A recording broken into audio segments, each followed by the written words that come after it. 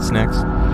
Whatever it is, it's coming at us faster every day from every corner of the globe. What's next isn't where it used to be. It's everywhere else, and it's relentless. Some companies think what's next only happens through R&D or acquisitions. For them, what's next might be fatal.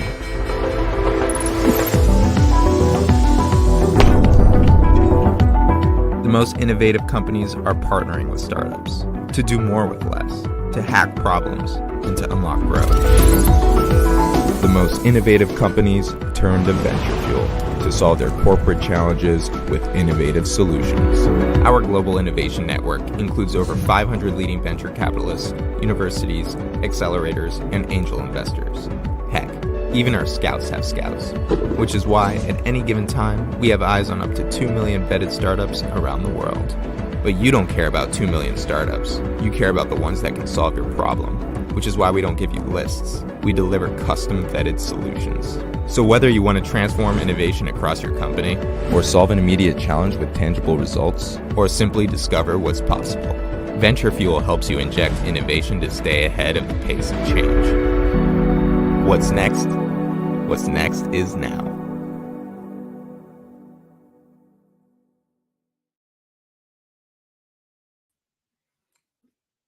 Hello, everyone, and thank you for joining us. I'm your host, Fred Schonenberg. I'm the founder of VentureFuel. I couldn't be more excited for you all to be here today to celebrate our Venture and Visionary of the Year. This is the Hall of Fame for innovators. It is voted on and elected by their peers, so it's a really special honor, and we're really excited to talk about both their careers, where they've come from, where they're going, as well as innovation, entrepreneurship, and the transformative work that they are both doing, as well as touch on how corporates and startups might be able to work together to commercialize and ignite change. So before we get into this, I want to embarrass our two guests today a little bit with some background. Marty is the VP of Business Development at Stanley Black Decker, which I think almost all of you will know. It's the world's largest tools and storage company. And Michael is the CTO and co-founder of InWorld.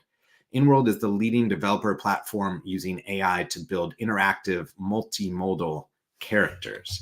So Marty has over 3 decades of experience as a corporate innovator, having spent the last 6 or so working with startups, academia, venture capital, and global corporates to drive value for Stanley Black Decker's organization. He is responsible for so many different things, which he will tell you about, but the inception of the company's accelerator, he sits on multiple startup advisory boards, and he serves as a board member to the state of Connecticut's Governor Workforce Council, as well as overseeing Stanley Black Decker's global philanthropy program, which is focused on closing the skilled trades gap. Michael, on the other hand, is CTO and co-founder of InWorld, which is a startup creating tools to build NPCs, which is non-player characters, all powered by generative AI. He's using AI to bring to life interactive characters whose personalities, thoughts, memories, and behaviors are designed to emulate social human interaction and changing the game, essentially, for the gaming experience. So please join me in welcoming Marty and Michael to the stage. Gentlemen, first off, congratulations to you both.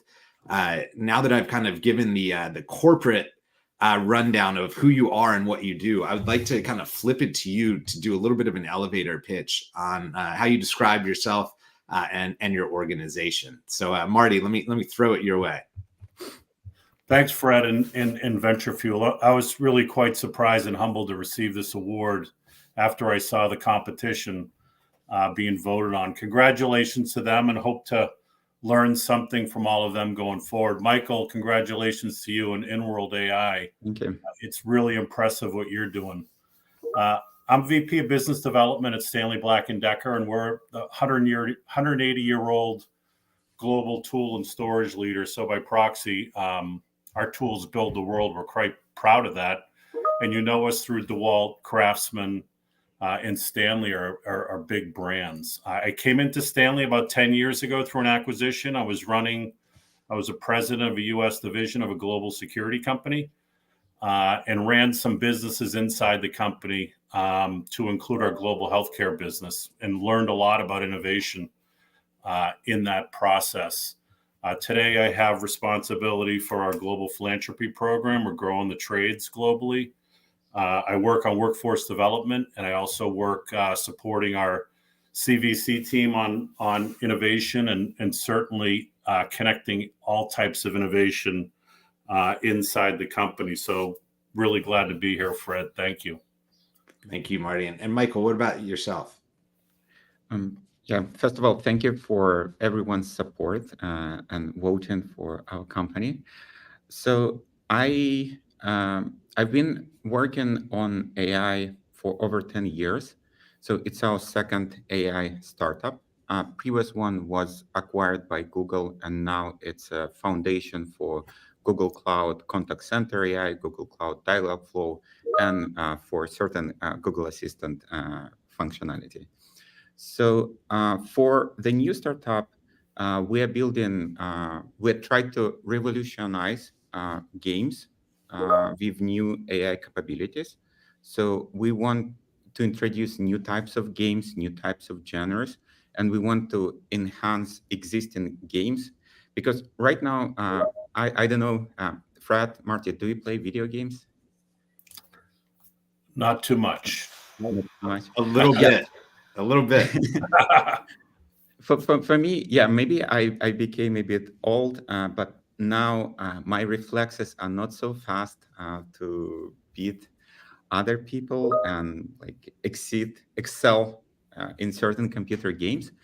But what we found that many people, they want interactions. So they want to be friends with other virtual characters. They want to learn certain social skills and so on. So our platform allows to make these virtual characters alive. And basically, if you watched Free Guy movie, in multiplayer games, players want to be heroes. They don't want to be these ambient stuff. And what we want to do is basically make these worlds alive, very realistic, and yet every player can be a hero.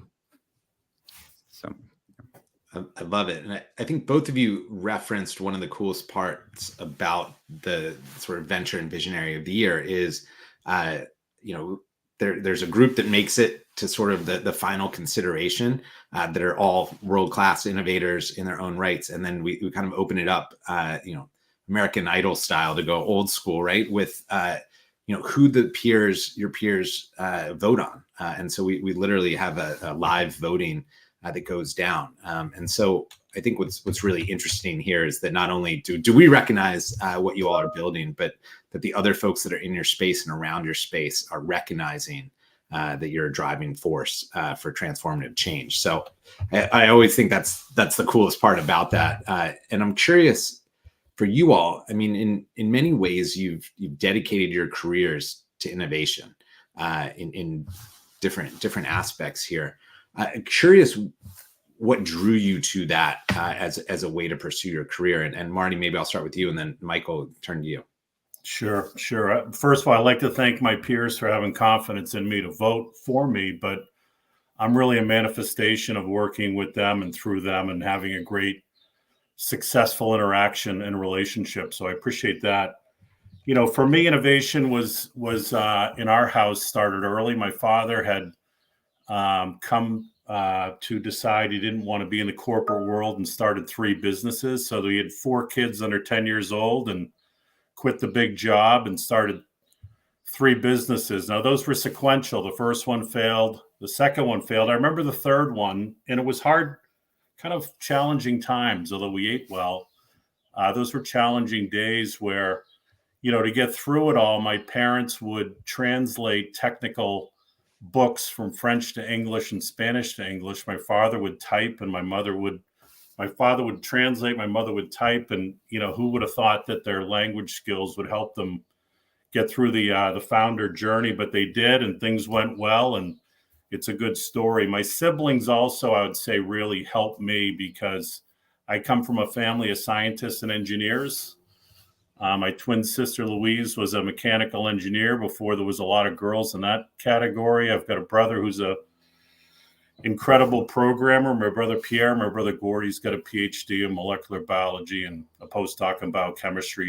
He's a hardcore scientist. But what I learned in my house was curiosity was really nourished and knowledge was really valued. So we really, to this day, really are inquisitive and try to see new things and talk about what's possible and make what's possible into something probable. So my environment growing up probably informed me more than anything about this, where I am today. That's very cool. Michael, what about you? I mean, it seems like 10 years in AI, it's a long time in that space. Were you always entrepreneurial growing up, or what drew you to this world? So all happened kind of organically. So like, again, being a kid, so I wanted to invent something. I wanted to build a new car, invent like 128-bit processor, like write best video game, and so on. So like all my life, I was trying to invent something, but for a long time, because I was in Siberia, so it's the middle of nowhere, everything I come up with, it's actually someone invented this already several years ago. And this was for a while until internet came into our area and became fast enough, good enough. So we got connected with the rest of the world. And that's when I got a chance to work at Silicon Valley startup and start working on AI and like breakthrough technologies. So that's just happened organically. And for entrepreneurship, I always want to improve something, but I think my friends and my co-founder, Ilya, so he has a much higher entrepreneurship spirit. So his ideas, my implementation. So I think it's true for many startups. So it's very hard today to do something alone, but together with friends, with a team, you can achieve a lot. And it was a collective effort to do this. Yeah, I love it. It's so interesting to see how it was sort of nourished at an early age, right, for both of you, and not that it was a straight path from there, right, but the sort of seeds of where you are now were being planted then. Kind of switching to the sort of corporate startup collaboration world. Marty, I joked, you were on our podcast earlier this year, and I said I would put you on the Mount Rushmore of corporate innovators, which appears that's what this is. So I had predicted it ahead of time, but you have a front row seat to sort of how large enterprises are working with startups. And I'm curious from your vantage point, are there significant shifts in how that relationship is evolving?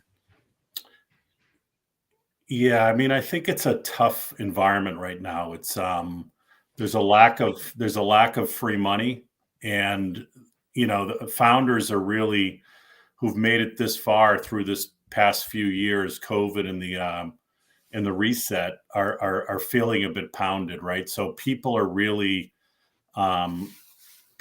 stressed out. So the external environment is really tough.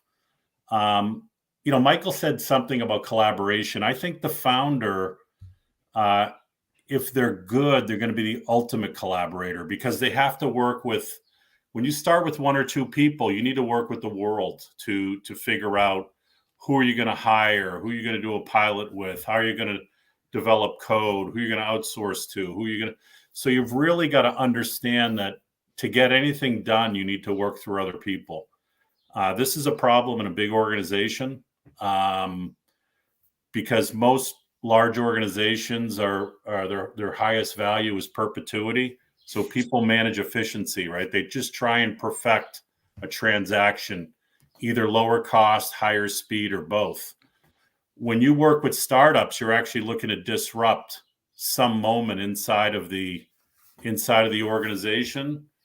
And in doing this, it's really hard because it's really threatening to the organization. So There are certain ways to do this better than others, and we can speak to those. But I think the disruption of the last few years has been rough. And I was in a board meeting I've been in two in the last 2 weeks. One was in Silicon Valley, one was in Zurich, Switzerland. And, the founders are going through it's the same conversations, right? It's where's the funding coming from?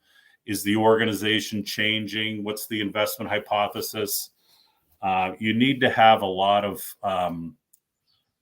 grit to get through this time. It's resetting. It hasn't changed yet. But I think corporates need startups.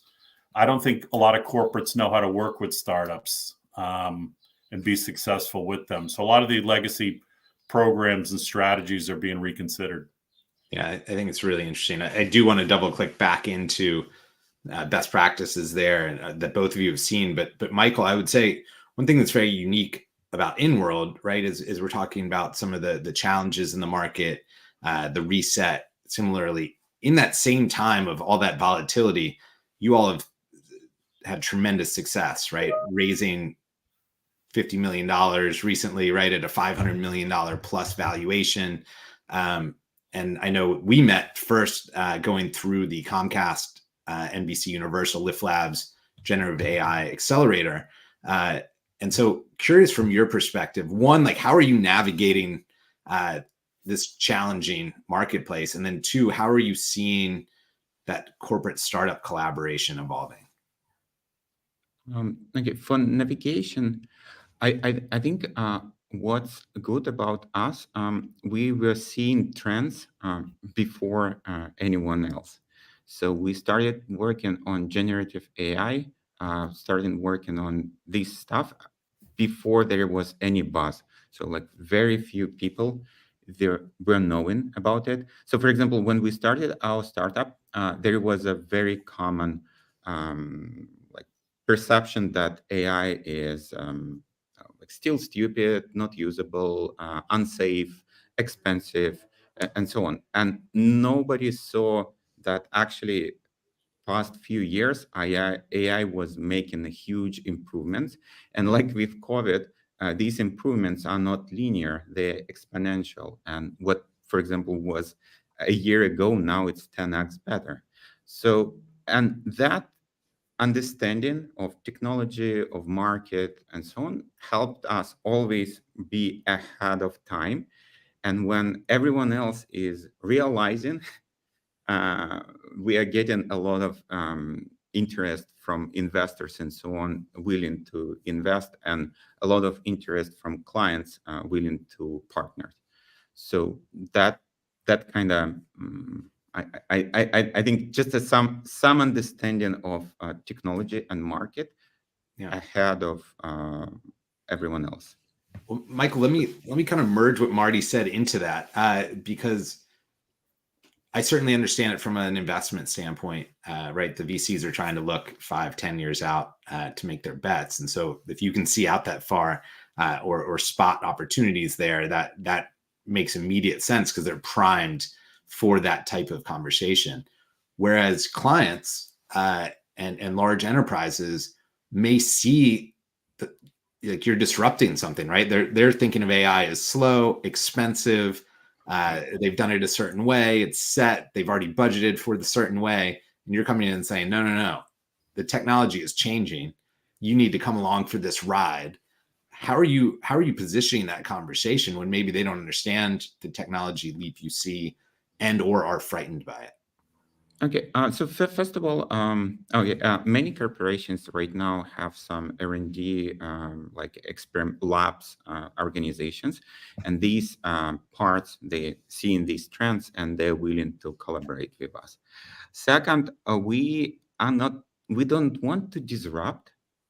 We want to improve. We want to expand. So it's a win-win game. So for example, like voice actors. So we don't want them to lose their job. But for example, if people want to interact with virtual characters, there is no voice actor who can interact with millions of people simultaneously. So our goal there is a lot of space for creativity on one side, on the other side, we make these interactive experiences much more engaging and interesting than before. So like our goal is finding like things which be beneficial for all of us. So not just for us, not just for you. We're not going to kill any of this business. Vice versa, we can make their businesses much bigger and much like engaging. So if you take a look retrospectively, many great companies died because they haven't seen these technological shifts. And I think right now, many companies became smarter and they try to avoid the same fate as their competitors in the past. So that helps us a lot. Marty, kind of playing off of that, when you think about it at Stanley or just in general, how does that vibe, right? Like I certainly think the idea of win-win, right? Like we're going to improve it, we're going to expand. There's the sort of growth side versus the disruption insurance side, right? Like we don't want to be disrupted, so let's look at what's next. How do you strike that balance of sort of carrot and stick when thinking about instigating change? I think in some ways you have to compete against yourself in certain ring-fenced areas of the company and try and figure out how to scale something internally. I think Michael's got a really valuable offering. But many offerings, the hardest thing to do with new technology, new innovation is to deal with legacy. Yeah. If you have to deal with clean sheet, go forward, the implementation is really easier. But when you have to solve for legacy and put automation into a manual process or consolidation, it's really, really hard because you have to solve for a significant amount of more variables to include more humans. And so I think a lot of founders come in with great ideas and great change, and they're kind of independent of the moment. And the moment is the 180-year legacy of the company. How do you bring it forward? And how do you fit it in the right place to move forward? And I think this is where so many people get caught in pilot purgatory because, yeah, it works fine. It works well. I was talking to somebody who runs innovation at one of the top software companies in the world. And we were talking about this moment of integrating all these software bundlings into their offering. It's really hard. I mean, they do it, but then, I say the hardest mile of innovation is the last mile, which is commercialization. Yeah. And I don't think people understand how hard it is to solve for not just legacy companies, but legacy markets. And we're seeing that with the EV car adoption now, where we're trying to where we're running into problems with legacy markets that are too big and hairy to really get this adoption faster, right? For a lot of reasons. Yeah, I love it. I think it's so interesting. And the legacy markets piece, we've certainly seen it on VentureFuel side. Like our whole business is, how do we commercialize innovation? That's all we think about because the pilot purgatory is real. And we don't want it to be the startup petting zoo of let's go see some startups and then go back to our day job. But even when you have companies that want to push forward and try new things, they're often selling into the legacy markets where their buyers or their constituents are not necessarily looking for new and different. And so it's a really interesting part of that journey is to think not only for the last mile for the enterprise, but for whoever they're selling to, and how do you break down those silos is very interesting. It's complicated. Yeah, it is. It is. So Michael, 2021, you're the AI lead at Google. How did you spot the opportunity for InWorld? And was there anything you were learning on the Google side that influenced that? And what was that leap like, right? To go from the big company back to a startup?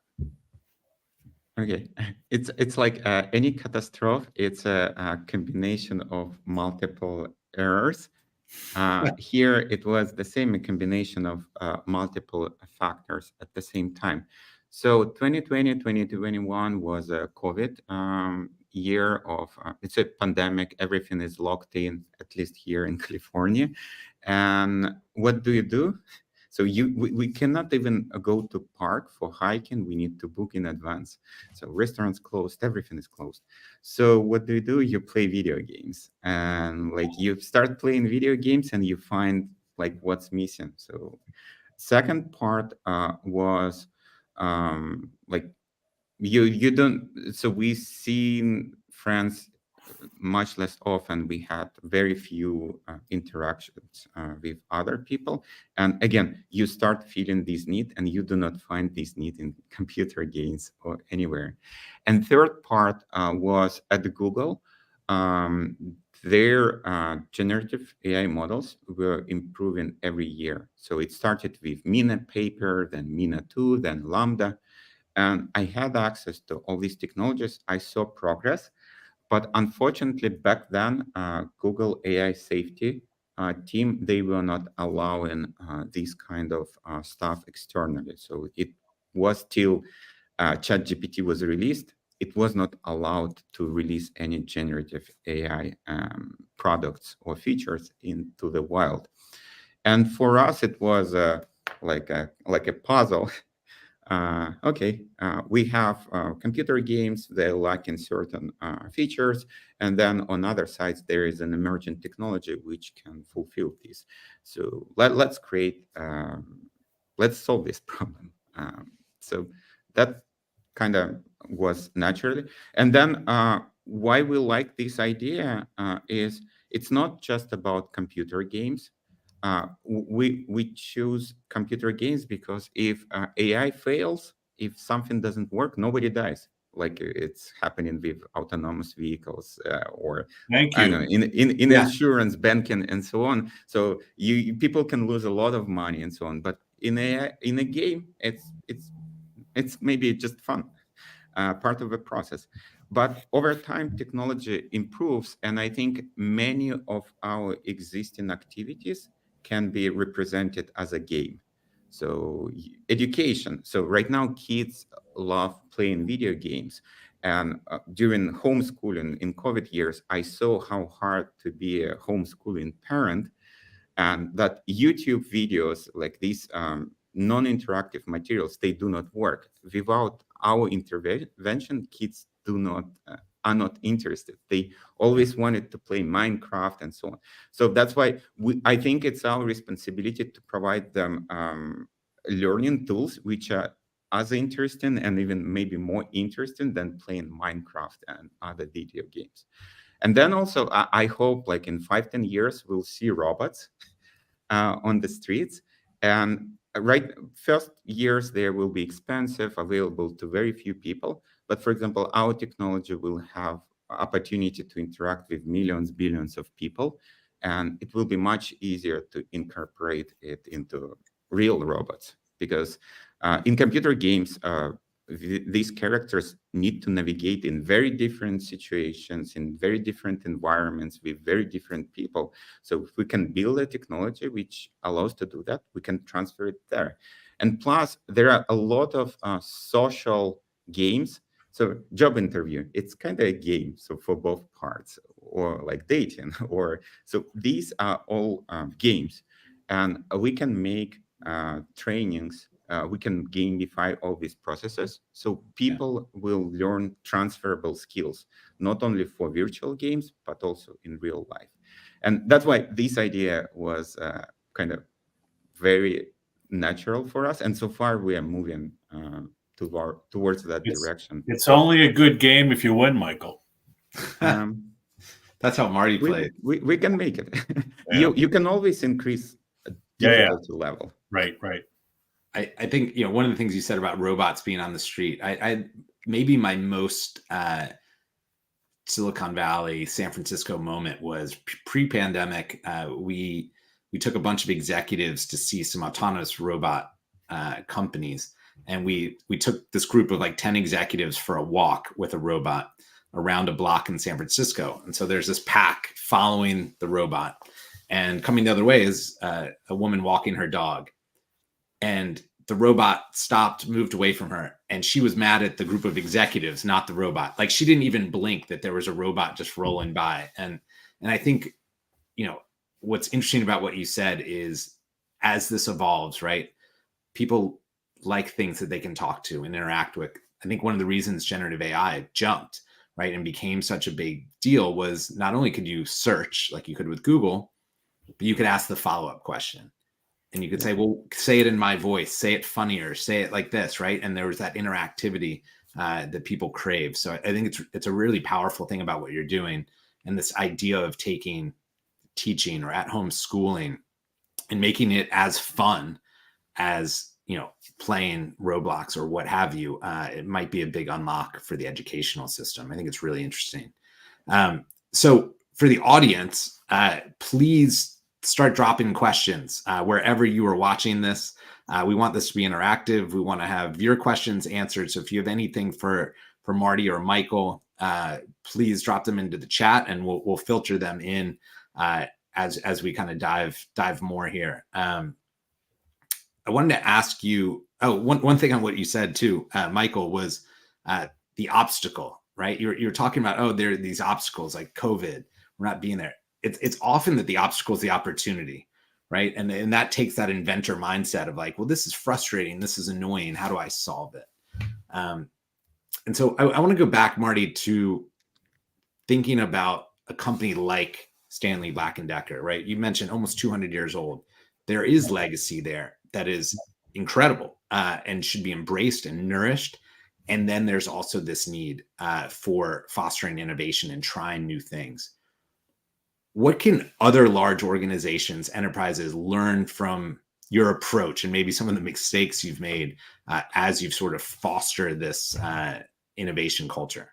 I'm going to answer your question a bit tangentially, not directly, Fred, Right. but As usual.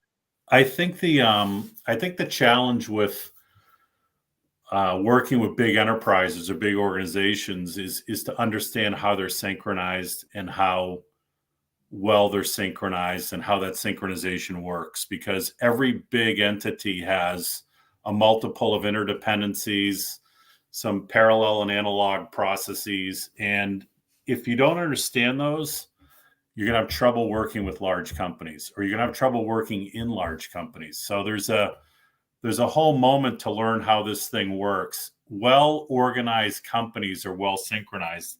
And synchronization in nature is a function of speed, how fast something can move without breaking.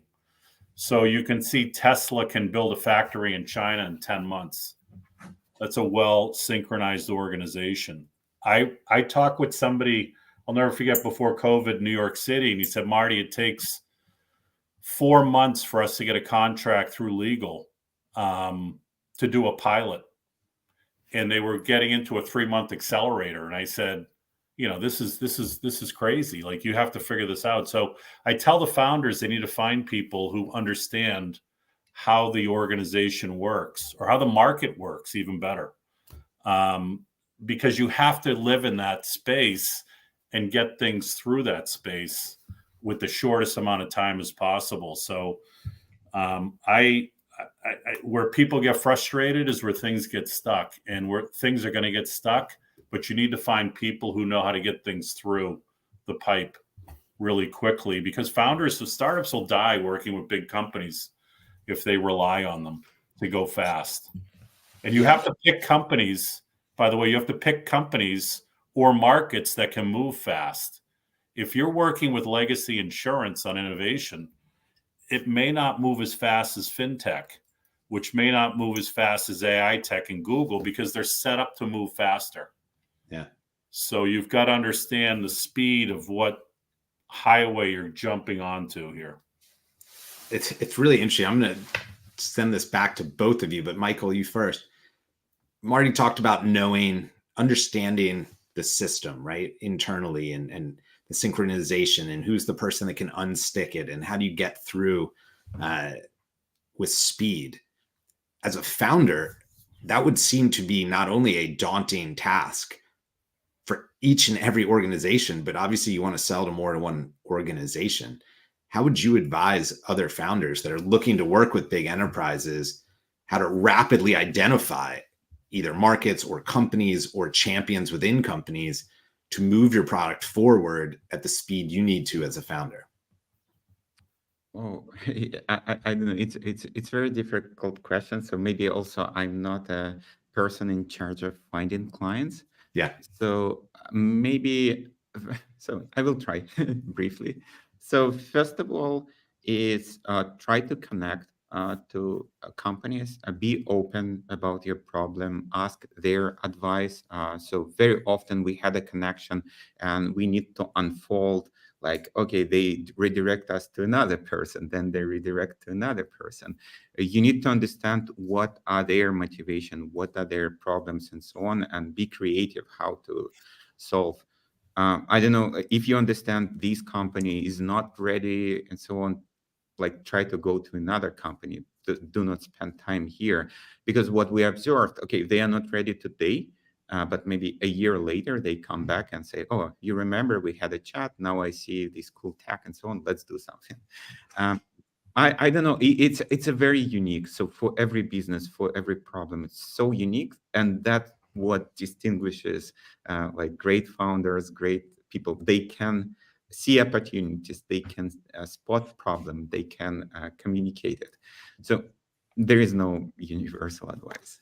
Yeah, I think it's interesting. Marty, how would you advise someone to figure out that landscape quickly? If you're advising a founder, not specifically for Stanley, right? But like if they were going off to call whatever industry, have you seen anything that works or that you think is a smart approach? I think you simply ask the person you're dealing with. Tell me about your last win inside the company. What'd you do? Who'd you work with? You'll figure out if they can't get you signed up as a vendor or get a check request through, they're not going to be able to, and they don't have to do everything, but they have to know how to get things done. So you ask them questions. What have you done inside this organization? In a soft way, right? You're trying to just learn through stories, but people will tell you if they're able to get things done or not. A lot of founders work with people who can't get things done inside their company. This is a real problem, right? So you've got to find those people, to Michael's point, and good founders will understand who they are. And it's typically a group of people. Yeah. You know, somebody says to me, I'm working with Walmart, and I say, well, who are you working with? And they'll say, I'm working with Fred. Well, there's 2 million people at Walmart. Named Fred. You need more than 2 million named Fred, but you need more than Fred, right? You need to understand how that thing works. It's hard.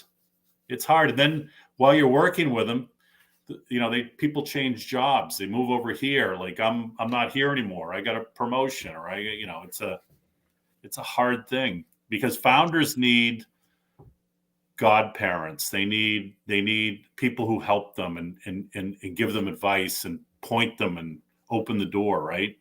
And if those people change, even if they're good, they get setback. It's a big setback. Mm-hmm. What happened to us is to have angel investors and advisors from industry. So basically, they gave us a lot of introductions into these companies and advises how to approach certain companies. So that might be a good strategy. Yep. Yeah. Oh, go ahead, Marty. I think Michael's got the right points. You know, if you don't have the right group or people or organization, move on to the next one. You know, sometimes brands are interesting. Oh, we're working with Google, but big company can kill you if you spend too much time and don't get results. You know that, Fred, right? You've seen that.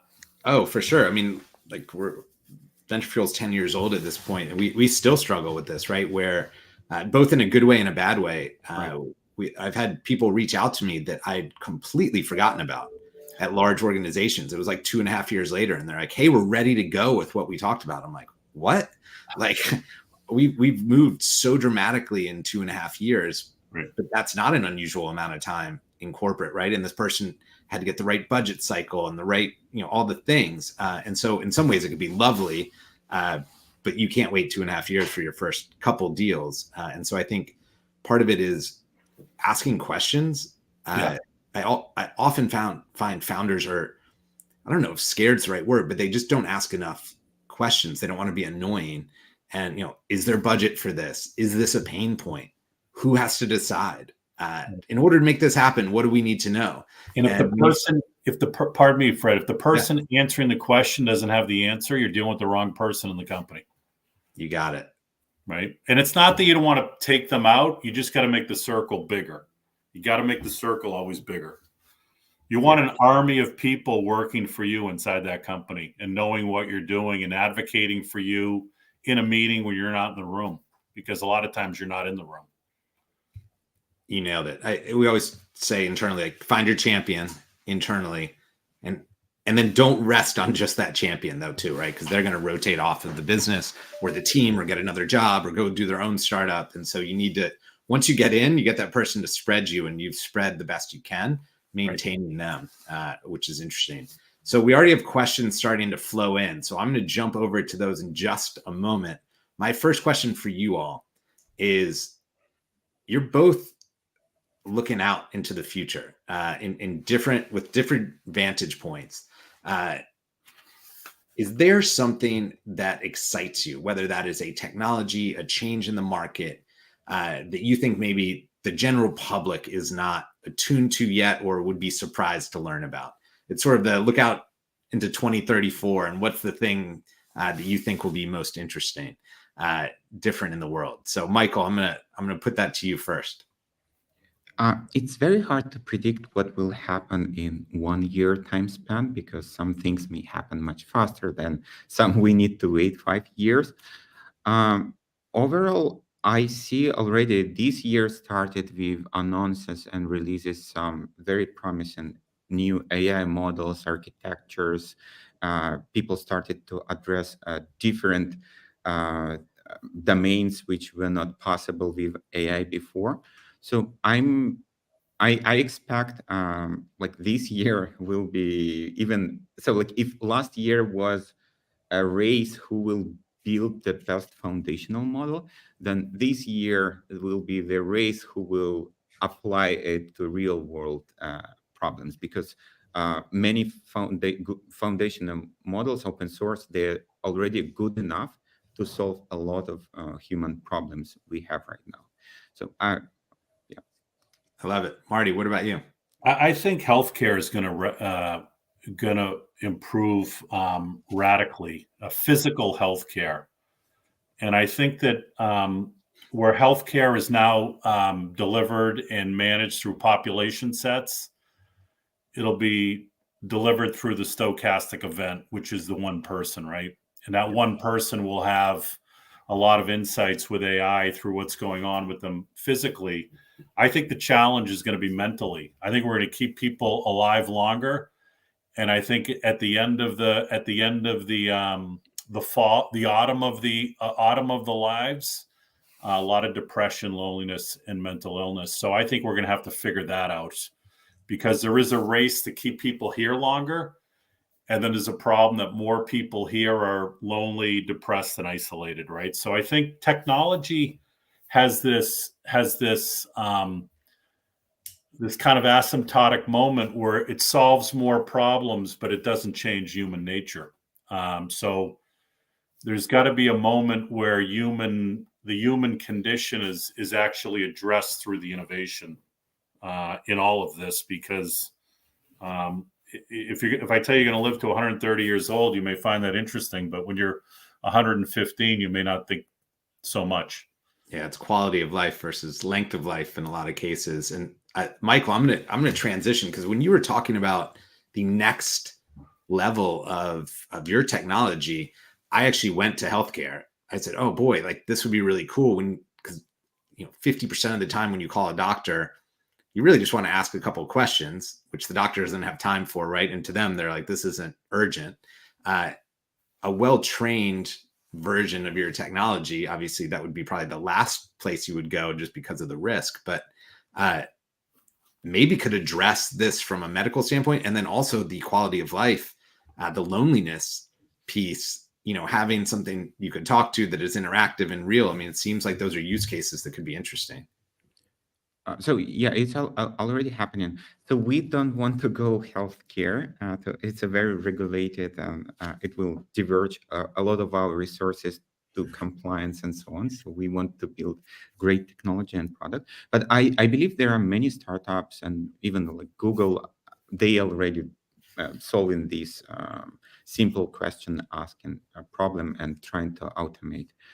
For loneliness, you're right. A lot of our users, they may spend several hours a day interacting with virtual characters because something happened. They don't have this opportunity to interact with other people.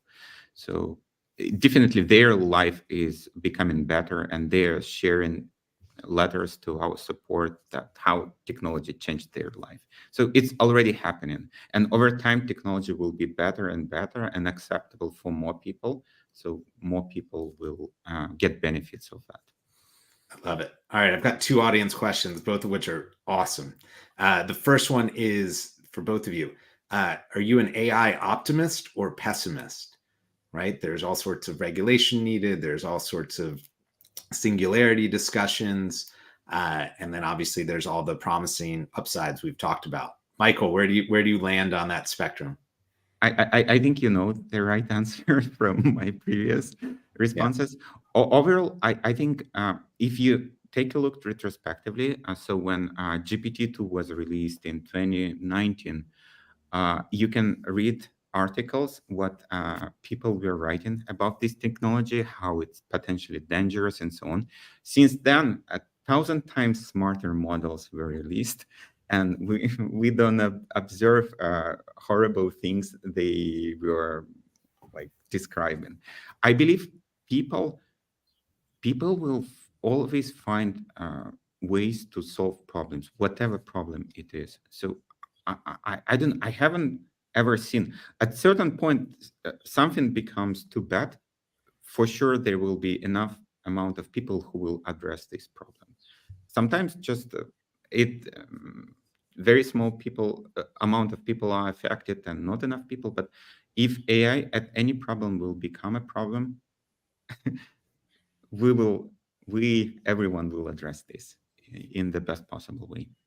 Interesting. Marty, what are your thoughts? I think every one of these big pivots or big moments in technology transformation creates a dual outcome, which are good outcomes and bad outcomes. And it's the law of unintended consequences when you want to get people to get close to each other. So you start a social app and all of a sudden, people are killing each other online. I mean, or you set up cars to go fast and people die in accidents. I think our job is to really optimize the good things and ring fence, so to say, the bad things or the things that are the consequences that come with it, because anything that's powerful will have an impact that is not desirable. So we have to manage it and minimize it, but it'll be there. But I'm generally bullish on technology to improve, but I do think we need to watch the back door where the ugly stuff happens. Yeah. I don't know if right now you can ask people get rid of social network, get rid of internet. Nobody will. Like very few people, no, but most of us will tell it's much more good than bad. So yeah, it's got both. Yeah, it's got both. It does have both, right? And I think it depends on the time and the people you're talking to. And we saw an interesting startup that was using generative AI to tell news stories, to report the news, but changing the way they reported it based on the audience. So think social network, but for news. So you can imagine the echo chamber that creates. And it was very powerful and very good and very different. Same news event told to one group this way, told the other that way. And is that good? Is that bad? Gets people to watch news. You can sell more ads, but it creates the echo chamber. So I think with all this, there's always a push and pull, which is fascinating. And humans are the ones that can solve that kind of thing, hopefully. Back to the corporate piece. I love this question because of the way it was asked. It says, Marty, I would love your advice on looking for people who get things done in the corporate. And on the flip side, any advice for corporate leaders that are trying to figure out how to make their company culture more of a get things done culture? I mean, this is all about people. and you have to find people who work through people. One of the greatest qualities, I mean, there's a lot of people who have authority in a company, can tell people what to do. But if you can find people who can influence without authority, you will find the right people. So I would look for that. And you have to trade on your reputation, your name, and you have to help people every day when you need nothing. I mean, when I ran companies, I used to always tell my commercial teams to call customers when there's nothing going on. Check in with them. Go when they're out of a buying cycle. Go build a relationship, see what's going on, sit with them, because when they're in a buying cycle, everyone's visiting them. When they're not, nobody's visiting them, and get to know them and see how you can help them. And when the buying cycle happens, you're probably going to be more trusted, because people are less trustful when there's money on the table. So I think you have to find people that generally can bring people together, can convene. And most people can do this if they try. Yeah. But reach out to people when you don't need anything, is the first piece of advice I give, because your network over time will be what drives your success. This is a planet of people. We've got a lot of technology, a lot of other things, but I think it's so damn important to help people. And one day you may need help, right? So they'll be there. I remember very early in my career reaching out to somebody who had been let go from a very prestigious job, and I just said, "Hey, I don't know if I remember you lived in this area. I'm there. Do you want to grab a cup of coffee?" And I sat with this person, and they basically said, "Hey, I was the president of this company all day. Invites to games, invites to this, invites to this." He goes, "You're the first person to have reached out to me since I left to be like, hey, do you want to talk?" Everyone wanted to talk to me when I had the big cushy job. Right. And then he ended up getting another very big cushy job. Right. And it wasn't that I was calculating that. I genuinely liked this person and wanted to see how they were doing. But that influence without authority and or someone that talks not when they need something is a tremendous piece of advice. The second question in here that I think is very interesting, mostly because I didn't put these two things together, is it says, curious how if exterior influence can cause lasting change with a legacy brand like Stanley. And then they said, hard to think of an example of a pop culture social media trend more disruptive than the Stanley Cup. I had no idea. Is the Stanley Cup related to Stanley? No. Okay, there we go. But we'll take it. I mean, we'll take it. It's actually not. And I'm a hockey fan, so I'm thinking of a different Stanley Cup, right? You're talking about the coffee cup. No. I was thinking, well, maybe they're talking about the coffee cup. I'm thinking the hockey one. No, that's Lord Stanley, who that's named after, and that cup's coming back to Boston in June after we win the Stanley Cup. I can. Is that right? Is that right? But I think it's an interesting question. And I think it speaks to, even though we don't have the coffee cup, this pop social thing, you constantly have to reinvent your connectivity to the customer and the end user to be relevant and be where they're at. Charlie Munger, who was Warren Buffett's sidekick, he had always had a piece of advice when looking at problems or scenarios. He said, look at it backwards. He said, whatever you're looking at, just look at it backwards. And for this type of moment is how do we start from the customer back to us? Yeah. And I think that's critical to see how you operate as an organization and what kind of service you provide. I have to say on your Stanley Cup comment, my 4-year-old is obsessed with the Golden Knights of Las Vegas for no reason other than they're Knights, but he is convinced they're going to win the Stanley Cup. So we'll have to talk about that another time. Let me know when you want me to school him through Michael's AI. Okay, great. That's the way to talk to him, probably. Michael, this is a really cool question. So it says, layering the human condition onto new technology. Curious to hear how you see humans interact with AI in newer, different ways, and how you envision that changing in the future. I don't know. It's very hard to predict. Again, it's a human nature. Yeah. It's very different.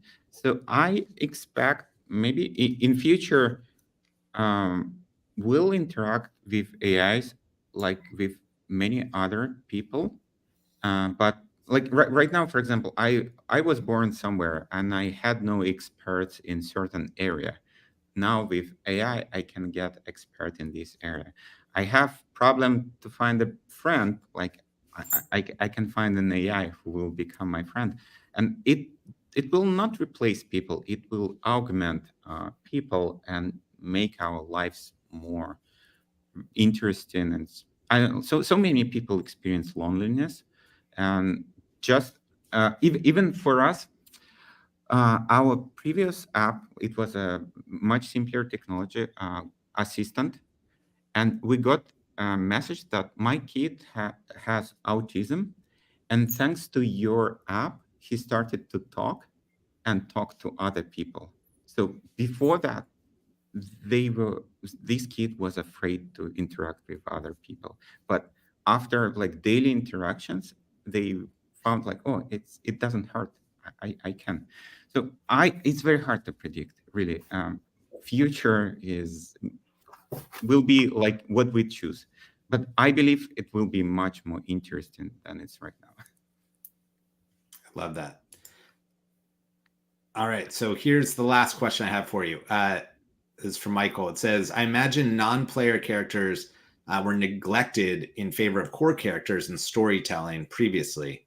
How did you prove your value proposition to the large corporates, your clients, that end consumers would actually want this level of interaction with the non-core or the non-player characters? Over time, this quality of these interactions will be better and better.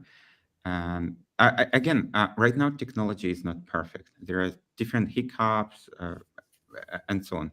But seeing how fast everything is improving, very soon it will be good enough.